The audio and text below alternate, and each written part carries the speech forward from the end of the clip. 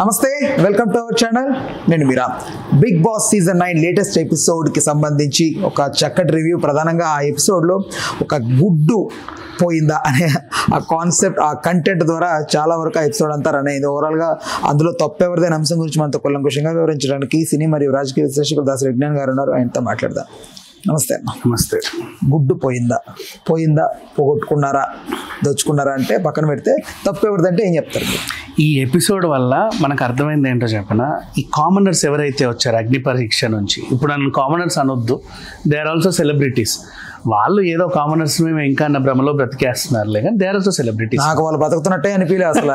వాళ్ళంతా ఎట్లా బిహేవ్ చేస్తున్నారంటే అసలు సెలబ్రిటీస్ మీరు కాదు మేము అసలు. అది అదొద్దులే పాపం, ఆ మాత్రం ఉండనివ్వలే, తప్పులేదు, తప్పని కాదు. బట్ విషయం ఏంటంటే ఏమీ లేని విషయాన్ని కూడా చాలా పెద్దగా తీసుకెళ్లి రాధాంతం చేసి దాన్ని రక్తి గట్టించి వీళ్ళందరూ పాత్రలు అందులో ఉండేలా చూసుకుంటున్నారు. ఎవరు? ఈ ఎవరైతే అగ్ని పరీక్ష నుంచి వచ్చారో, మనకు అగ్ని పరీక్ష పెడుతున్నారు ఇప్పుడు చూడు, వాళ్ళు ఈ క్యాండిడేట్స్ అంతా కూడా పేరు పేరున చెప్పుకుంటే ఐదుగురు. What happened exactly? సి, ఇప్పుడు చిన్న ఎగ్జాంపుల్ చెప్తా. ఇక్కడ జుట్టు కనబడింది, ఒకటే ఎంట్రిక, ఇట్లా పట్టుకున్నావు నువ్వు దాన్ని. ఈ జుట్టు ఎవరిది అని అడిగావు, ఎవరు మాట్లాడలేదు. ఈ జుట్టు ఎవరిదండి? ఈ సోఫాలో ఉంది, ఈ జుట్టు ఎవరిది? మీరు వచ్చారు, మేము ఉన్నాం కాబట్టి ఎవరిదో ఒకరిది అయి ఉంటుంది. Okay, next. ఈ దువ్వెనకి కొంచెం జుట్టు చిక్కుపడి ఉంది, ఈ దువ్వెన ఎవరిది? ఆ దువ్వెన ఎవరిదైతే నీకెందుకు? ఆ జుట్టు నాదని నీకు నేను చెప్పాను, గొడవ. నెక్స్ట్, అట్లా కాదు, ఈ జుట్టు ఒకవేళ ఇక్కడ ఉంది, అదే జుట్టు ఇడ్లీ మీదో పూరి మీదో ఉండుంటే, అది ఇంకేదన్నా అయ్యి మాకు ఇంకేదన్నా అయ్యి ఉంటే, ఆ మొత్తం జుట్టు అంతా రాలిపోయి ఉంటే ఏంటి పరిస్థితి? మీరెవ్వరి ఇంట్లోకి రానవసరం లేదు, బహిష్కరిస్తున్నామని. So what is this? సంబంధం అంటే ఏమీ లేకుండా సరే ఏదో చేస్తున్నారు. సరే, ఇక్కడ ఈ పాయింట్ ఏంటంటే తనూజ ఉంది కదా, తనూజ పుట్టస్వామి. సో ఆవిడ ఏం చేసిందంటే, ఇతను మాస్క్ మ్యాన్ హరీష్ వచ్చి అమ్మ కొంచెం రైస్ ఎక్కువ పెట్టమన్నా కానీ ఆవిడ అసలు ఏదో ఫ్రస్ట్రేషన్ అయిపోయి అసలు ఎట్లా చెప్తారు ఇప్పుడు రకరకాలుగా జస్ట్ ఒక మాట అన్నాడు. అక్కడే కట్ చేస్తారు. కంటిన్యూషన్ చూడాలి ఎప్పుడైనా సరే. నీకు ఒక టాస్క్ ఇచ్చారు, ఆలు ఫ్రై చేయమని. ఆవిడ ఏదో చేసింది కొంచెం దగ్గరగా, ఆయిల్ అవన్నీ వేసేసరికి ఏదో అయ్యింది. బాగానే ఉంది, తిన్నాం, ఈ పూట అయితే గడిచింది. తిని అనేసావు, బేవు అని కూడా అనేసావు. అన్న తర్వాత నువ్వు అట్లెందుకు పెట్టావు, అంటే నువ్వు తినకుండా, అది నీకు నచ్చకుండా ఇంకో లాగా ఉంటే నీ కడుపు నిండలేదు. ఆ రోజు ఆ కర్రీ వల్లే నువ్వు ఆకలిగా ఫీల్ అయ్యావు. ఎవరు? మన బేబమ్మ లాగా. ఆ వంట వల్లే నువ్వు కడుపు మార్చుకోవాల్సి వచ్చింది అంటే బేబక్కలాగా నువ్వేమన్నా అనవచ్చు, తప్పులేదు.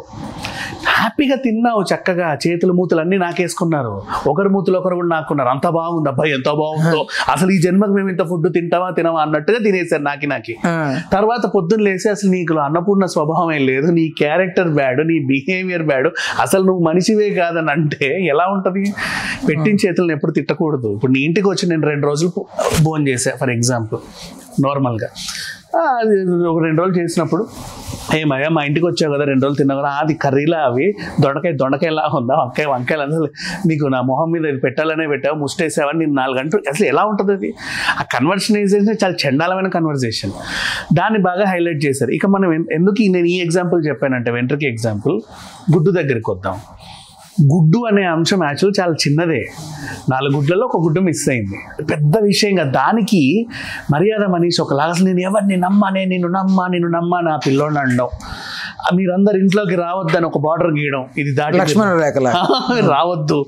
దానికి మళ్ళీ ఈ ప్రియ ఇంకా ఓవర్ యాక్షన్ చేయడం, ఆమె ఇంకా ఓవర్ యాక్షన్ చేయడం, ఇవన్నీ అదంతా కలిసి నామినేషన్ వరకు రావడం. అబ్బా, అసలు ఎట్లా ఉందంటే క్రిన్జ్కి పరాకాష్ట ఇది. మీరు ఎక్కడున్నా క్రిన్జే అని ఇప్పుడు నిరూపించుకుంటున్నారు. ఎప్పుడైతే ఇంటర్నెట్లో అడ్డమైన క్రిన్స్ చేస్తేనే కొంచెం పాపులారిటీ వస్తుంది. పాపులారిటీని ఒక మంచి ప్లాట్ఫామ్ మిమ్మల్ని లాగినప్పుడు దాన్ని యూటిలైజ్ చేసుకొని పైకి వెళ్ళిపోవాలి. ఎంతకన్నా మీకు సినిమాల ఛాన్స్లో లేకపోతే ఏవో అవసరం కదా.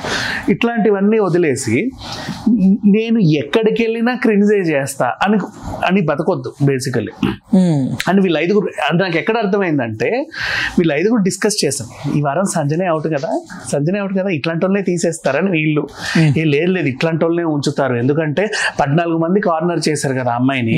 సమ్ టైమ్స్ ఇట్లాంటి వాళ్ళు షైన్ అయినవి నేను చాలా ఎపిసోడ్స్ చూసాను, నువ్వు కూడా బిగ్ బాస్ చూస్తావు కదా, డిస్కస్ చేసుకుంటున్నారు ఈ 5. సరే, ఇక్కడ భరణి గారికి సంబంధించి, Bharani garu versus mask man Harish గొడవలో అంటే లైక్ అనవసరంగా ఎందుకు హరీష్ అరుస్తున్నాడు అనిపిస్తుంది నాకు ఊరికే. నువ్వు అవసరం ఉన్నా లేకున్నా ఒకరి మీదికి వెళ్ళాలి.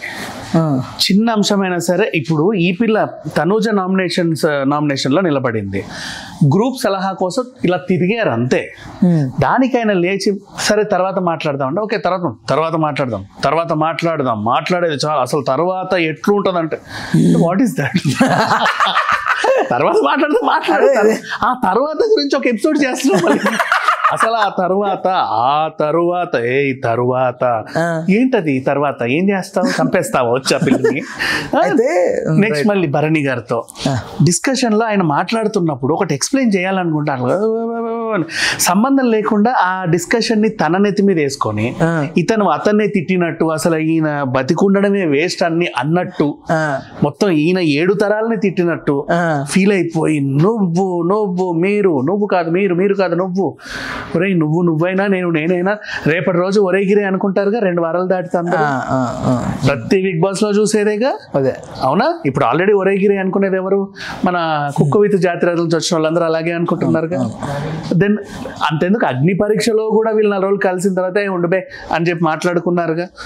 ఫర్ ఎగ్జాంపుల్ ఆ కల్కి అండ్ ఆ అబ్బాయి ముస్లిం అబ్బాయి ఎవరు వెళ్ళిపోయాడు, రాలేదు, షాకీబ్, ఉండబే అట్లా కాదు బే అనుకున్నారు. వీళ్ళు కూడా అనుకుంటారు 2 వారాలు అయిపోతే పెద్ద విషయం కాదు అది. నేను రాజకీయాల్లో ఒక పదం వింటా, ఆ జన్మ మిత్రులు ఆ జన్మ శత్రువులు అక్కడ ఉండరని, బట్ బిగ్ బాస్ లో కూడా సేమ్ రిపీట్ తెలుసా, ఎక్కడ కూడా ఉండదు. శత్రువులు అట్లా పోర్ట్రే చేస్తున్నారు. అంటే ఫస్ట్ డే నేను విజృంభించేస్తే ఒకటి ఫిక్స్ అవుతుంది, నాగార్జున గారు ఏదో చెప్తారు, అప్పుడు తెలిసిపోతుంది బయట. అంటే ఇప్పుడు వీడు అరుస్తున్నాడు, స్ట్రాటజీ చెప్తా, నాగార్జున గారు వీకెండ్ వచ్చి ఓకే నువ్వు బాగానే ఆడుతున్నావు కూర్చో అన్నాడు అనుకో, ఓహో అంటే నన్ను అరవమనే చెప్పాడు, నా అరుపులు బాగా వినిపిస్తున్నాయి బయట, అయితే నేను ఇలాగే అరవాలి. ఎందుకు అరుస్తున్నావు, ప్రతిదానికి అరవడం. అతను ఆల్రెడీ ఫిక్స్ అయిపోయాడు. ఎప్పుడైతే అగ్ని పరీక్షకి వచ్చినప్పుడు కూడా ఇదే బిహేవియర్ ఉంది, స్టార్టింగ్ మాస్క్ అప్పటి నుంచి నడవడికి తేరు అక్కడ నుంచి అదే ఉంది. అలా ఉండడం వల్ల బిగ్ బాస్ లోకి ఎంట్రీ ఇచ్చేసరికి ఫిక్స్ అయిపోయాడు ఆయన, ఓకే ఇది నేను ఇంకా కరెక్ట్. ఇప్పుడు వీకెండ్ నాగార్జున చెప్పితే ఫిక్స్ అయిపోతుంది అంతే 100%. అదే ఒకవేళ అరవకు మంచిది కాదు అన్నాడు, ఓహో ఎక్కువైందేమో మొత్తం తగ్గించుకోవాలి, తడగొట్టింది ఎక్కడ. ఫస్ట్ వీక్ ఇష్టం ఉన్నట్టు ప్రవర్తించేసి నాగార్జున గారు చెప్పగానే కొంచెం కామ్ అయ్యే వాళ్ళని చూసాం. అట్లా వాడు తలరాత బాలతో అదే ఫస్ట్ వీక్ వెళ్ళిపోయిన వాళ్ళు కూడా చాలా మంది. ఇప్పుడు ఇక్కడ నాకు ఒక సుపీరియర్ ఇదిగా కనపడుతుంది, ఒక 2 ఉన్నారు. ఒకటి కామన్ మ్యాన్ కేటగిరీలో హరీష్, ఇంకా సెలబ్రిటీ కేటగిరీలో భరణి గారు ఆ సుపీరియర్ అనే ఫీలింగ్ ఆయనకు ఉన్నప్పటికీ బట్ అది ఎక్కడ ప్రొజెక్ట్ అవ్వకుండా అందరితో ప్లెజెంట్ గా చాలా హంబుల్ గా వెళ్ళిపోతున్నారు, గేమ్ బాగా ఆడుతున్నాడు. ఆయన ఎవరు నామినేట్ చేసే పాయింట్స్ కూడా లేవు ఆయనకి. ఇక గుడ్డు విషయం ఏంటంటే యాక్చువల్లీ తనుజే ఇచ్చింది గుడ్డు, యాక్చువల్గా తనుజే గుడ్డు ఇచ్చింది, నీకు కూడా తెలుసు. రీజన్ ఏంటంటే ఇక్కడ వీళ్ళు చేసే ఇష్యూస్ ఏంటంటే ఫస్ట్ డే వెళ్ళి ఫుడ్ తినండి బిగ్ బాస్ మమ్మల్ని నరికినా పర్లేదు మీ ఆకలి మేము తీరుస్తామని ఓవర్ యాక్షన్ చేసి, తర్వాత బిగ్ బాస్ వీళ్ళకి పెట్టినది ఇదేమో స్ట్రాటజీ ఏమో మనం వీళ్ళకి ఏం పెట్టొద్దు అని ఫిక్స్ అయ్యారు. ఆ పెట్టొద్దు అని నువ్వు ఫిక్స్ అయిన తర్వాత మెడిసినల్ గా అయితే ఏమన్నా ఇస్తాము కానీ మిగతా మేము ఇవ్వము అన్నారు. ఆవిడకి అది మెడిసినే, బికాస్ తను బాలింత, ప్రెగ్నెంట్ అయిపోయింది 5 months, ఇప్పుడు బాలింత తను. వాళ్ళకి ఇప్పుడే అంటే మిల్క్ వస్తుంది అండ్ లోపల కొన్ని క్రమ్స్ లా ఫామ్ అవుతాయి, షీ నీడ్స్ ప్రోటీన్, క్రేవింగ్స్ ఉంటాయి, ప్రోటీన్ కావాలి. ఆ ప్రోటీన్ ఆమె పైగా ఒక అలవాటు ఉంది, రోజుకి 6 సార్లు టీ తాగుతానమ్మా చెప్పింది. అట్లాంటి వాళ్ళకి ఏంటంటే ఇప్పుడు స్మోకర్స్ కి స్మోక్ కట్ చేసిన సైకలాజికల్ గా కొంచెం డిస్టర్బ్ అవుతారు. వీళ్ళు కూడా అంతే, 6 సార్లు టీ తాగే అలవాటు ఉన్న వాళ్ళకి ఒకసారి కూడా లాస్ట్ టైం ఎవరో కాఫీ గురించి కూడా చూసాం మనం. అమ్మాయి కాఫీ అలవాటు ఉంటుంది, కాఫీ అంటే పిచ్చి ఒక పిల్లకి ఎవరికో గుర్తుంది, బట్ సిచ్యువేషన్ గుర్తుంది, మనుషులు గుర్తులేరు. బట్ ఇక్కడ ఆవిడకి టీ అలవాటు మానుకో పర్లేదులే, ఒక పూట ఇవ్వచ్చు నష్టమేం లేదు. నెక్స్ట్ తనకు ఒక ప్రోటీన్ ఇవ్వాలన్నా కన్సర్న్ మీకు ఉండాలి, ఉండి దాని ఆన్సర్ బిగ్ బాస్ చెప్పుకుంటే నువ్వు గ్రేట్ అవుతావు. కానీ నువ్వు ఎంతసేపు game game game game game అని ఉండి నువ్వు మానవత్వాన్ని మర్చిపోతున్నావు, అసలు నువ్వు ఒక మనిషి అనేది మర్చిపోతున్నావు. గేమ్ గేమ్ గేమ్ గేమ్ అని ఏం లేదు అక్కడ గేమ్, నువ్వు ఇది కూడా గేమే. తెలియకుండా నువ్వేం చేయొచ్చు, మీ వాళ్ళకి తెలియకుండా ఒక గుడ్డు ఆమెకి ఇచ్చేయచ్చు, తర్వాత నేను చెప్పానని చెప్పక ప్లీజ్ అనొచ్చు, మళ్ళీ మీ వాళ్ళతో బాగుండొచ్చు. లేదు అన్న ఆ పిల్ల ఇప్పుడు వీళ్ళు ఏం చేశారు, ఒక ఎగ్ ఇచ్చారు, దాన్ని అంత హైలైట్ చేయకు, అంత అవసరం కూడా లేదు. వాళ్ళు ఏం పెద్ద మీ ఆస్తులు దొంగతనం చేయాల, బిగ్ బాస్ ప్రాపర్టీని కూడా దొంగతనం చేయాల, ఏమీ చేయాల. ఒక ఎగ్ పోవడం వల్ల దానికి అంత చేంజెస్ కూడా రావు. దానికి ఒక ఎపిసోడ్ అంతా నడిపించి దానికి ఈయన ఒక నాటకం ఆడాడు అంటే ఎవరు, హరీష్. ఆయన బలి చెప్తాడు ఎలా అంటే, పర్లేదండి మీరు తింటానంటే నేను ఒక ఎగ్గే తింటానండి, ఒక ఎగ్గే తిన్నాను అనుకుంటానంటే నాకు పర్లేదు చెప్పండి అని అన్నాడంట.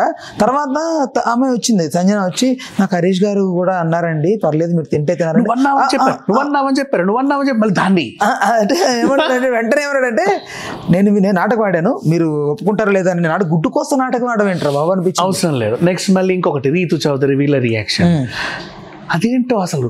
మేము వచ్చి భరణి గారు వీళ్ళు మాకు తెలుసండి ఇది కథలు చేసేవి, ఏదో టెంప్ట్ అయి తిన్నాను వదిలేంట్రా బాబు అని చాలా సింపుల్గానే చెప్పింది. మీరు కూడా ఉన్నారంట, మీకు తెలిసి మీకు ఇంత పెద్ద విషయాన్ని, అసలు అంత పెద్ద విషయాన్ని మీరు ఎందుకు చెప్పలేదని మళ్ళీ కొట్టుకు చచ్చారు. ఇందులో ఓవరాల్గా ఇక మాస్క్ మ్యాన్ ఆయన బాగానే ఆడుతున్నాడు, నేనేం తప్పు అన్నట్లా. కానీ టంగ్ స్లిప్ అనేది ఓవర్ అయింది. నీ బిహేవియర్ ఇంత, నువ్వు ఇది ఇంత అది ఇంత అని తనుజ గురించి మాట్లాడకూడదు, అది ఇంకోలా పోట్రే. అసలు ఇతను వాయిసే చిరాకు. నెక్స్ట్ తార్ రోడ్డు మీద చెప్పకూడదు కానీ తార్ రోడ్డు మీద రేగు డబ్బాతో గీక్రెట్ వస్తుంది. అలాగే ఉంది 100%. చిరాకు ఎక్కువ వేస్తుంది. అండ్ ఆమె అన్నపూర్ణ తత్వం ఉండాలంట, వాడికి ఫుడ్ పెట్టాలంటే చక్కగా మడిగట్టుకొని పెట్టుకొని ఇస్తరాకేసి తిన్నంటారా అండి అని ఇట్లా చల్లితే అప్పుడు వాడికి తినాలనిపిస్తుంది. ఇట్లా ఉంది పరిస్థితి. సో వాట్ ఎవర్, మళ్ళీ వాడు అంటే ఫీల్ అవుతాడేమో రేపటి రోజు వీడియోలో చూసి. నేను అదంటే నేను ఏమన్నానంటే మీరు చెప్పాలి, రౌడీలు బిహేవ్ చేస్తారు మామూలుగా. రౌడీలు కాలనీలలో బస్తీలలో ఉంటారు, ఏం రా మా ఇంటి నుంచి పోతున్నావు ఏం కథ. ఆయన చూస్తే రామరెడ్డి గుర్తొస్తున్నాడు, పాత సినిమాలు రామరెడ్డి. ఆయన ఇంకా మంచోడు పర్సనల్ గా, అమ్మోర్ల విలన్ కానీ అదే పర్సనల్ గా చాలా మంచోడు. అంటే నేను అనుకుంటారు చాలా మంది పర్సనల్ గా అంటున్నారు, పర్సనల్ గా కాదు, ఆయన బిహేవియర్ ఎలా ఉంది, ఏం రా ఏం నాటకాలు ఆడుతున్నావా, అది ఎందుకు వస్తుంది, అది ఫిష్ వెంకట మాట్లాడుతున్నాడు మా సినిమాలో. మన ఫిష్ వెంకట కూడా రియల్ అంటే సినిమాలో మాడతారే.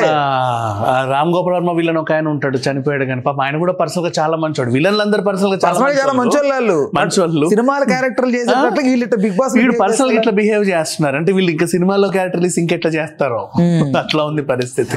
అంటే నాకు తెలిసి వీడికి ఒక మంచి విలన్ పాత్ర ట్రై చేస్తాడేమో, అందుకే ఈ ఏదో రామ్ గోపాల్ సినిమాలో విలన్ లాగా ట్రై చేస్తున్నట్టు నాకు అనిపించింది.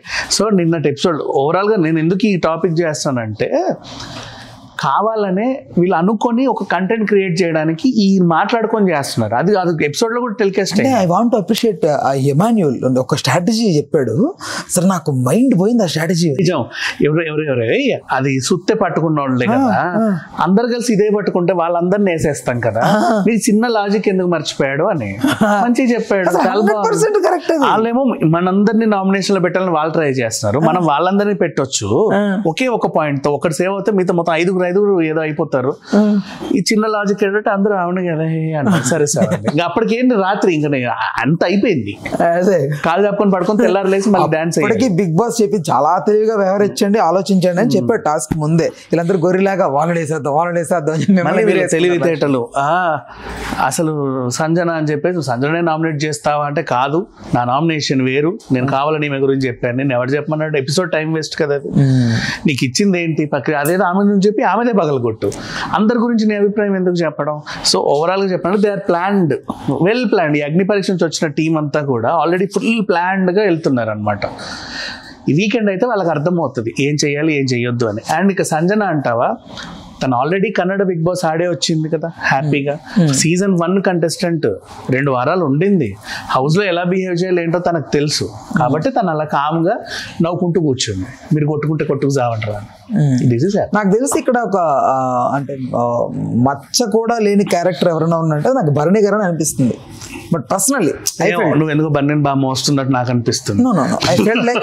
నాకు అనిపిస్తుంది ఎందుకంటే ఒక పెద్ద రేఖం 10 మందిని అట్లా ఏం లేదులే అమ్మ, ఏదో ఈ రోజు వరకు అయితే పర్వాలేదు, తర్వాత చూద్దాం, నష్టమే ఉంది.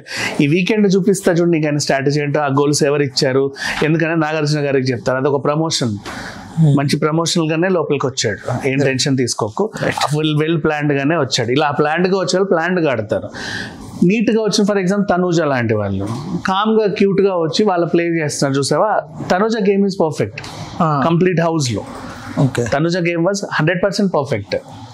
ఈ భరణిది 100% మాస్క్, 90% మాస్కే, ఆ 10% ఏదో రియాక్ట్ అవుతున్నాడు అంతే. చూడు ఫస్ట్ డే ఆ డ్రామా ఉందా, చైన్ డ్రామా, మళ్ళీ మళ్ళీ చెప్తున్నా నేను, ఇంత గొలుసులు వేసుకొని కూడా వెళ్ళారు రోల్ రైడర్ లాంటి వాళ్ళు. అవునా? దీన్ని నేను ఖచ్చితంగా పట్టుకెళ్ళాలనుకుంటున్నాను, దానికి అంత షో చేయాల్సిన అవసరం లేదు, మెడలో వేసుకొని పోవచ్చు, నేనే యాక్సెప్ట్ చేస్తా. అండ్ ఒక రోజు చెప్పొచ్చు ఇది నా మెడలో ఉండడం వల్లే నాకు చాలా థ్యాంక్స్, డిస్కషన్ లో కూడా చెప్పొచ్చు. అది స్ట్రాటజీ అని నేను చెప్తా. ఎందుకంటే అతను top to bottom makeover అయ్యేప్పుడు కానీ, లోపలికి అలౌ చేసేటప్పుడు కానీ, స్టేజ్ ఎక్కేటప్పుడు కానీ అతను బిగ్ బాస్ టీం ఎప్పటికప్పుడు పర్యవేక్షిస్తూ ఉంటుంది. అతని చేతిలో బాక్సులు ఏందని అడగకుండా స్టేజ్ ఎక్కి చూడడం నేను నమ్మను. సో ఈ వీక్ అంతా నేను ఎంత పర్ఫార్మ్ చేసినా కూడా అదంతా డ్రామా కిందకే వస్తుంది. సో చూద్దాం కంప్లీట్ గా.